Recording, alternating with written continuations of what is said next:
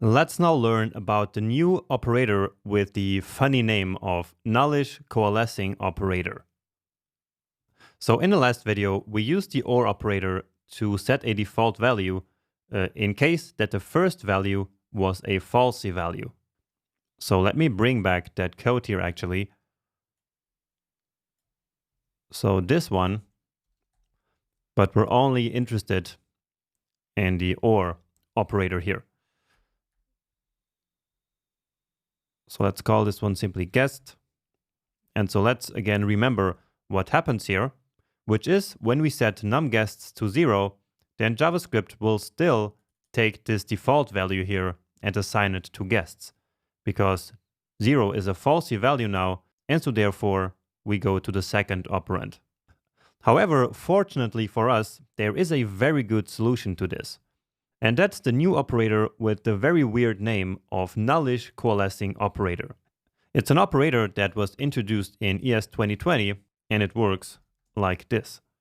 So guests, let's call this one correct now. And so it works almost the same way as the OR operator. Really almost the same, but it will fix our error here. So let's see that it does. And then I will explain you why that is. All right, and now indeed we get 0. So we get the real value that is actually here. And now if we take it off, only then we get 10, which is the default value that we want. So why does this work? Well, it is because the Nullish Coalescing operator works with the idea or with the concept of nullish values instead of falsy values. And nullish values are null and undefined. That's it. It does not include a 0 or the empty string.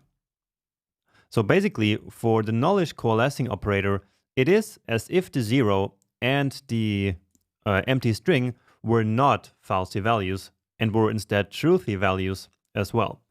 But again, this operator does work with the principle of nullish values. And so only nullish values will short-circuit the evaluation here. Okay, so only if this was null or undefined, only then the second operand here would be executed and returned. And so right now that's the case, as number of guests does not exist. So we commented it out here.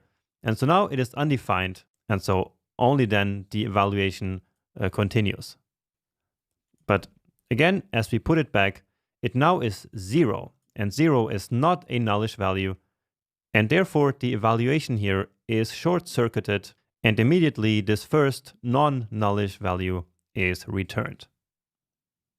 All right, and that's actually all for now about this Nullish Coalescing operator. It's a really great and really useful operator, even though right now it might not seem that useful. But as we go through the project, you will see that it really is.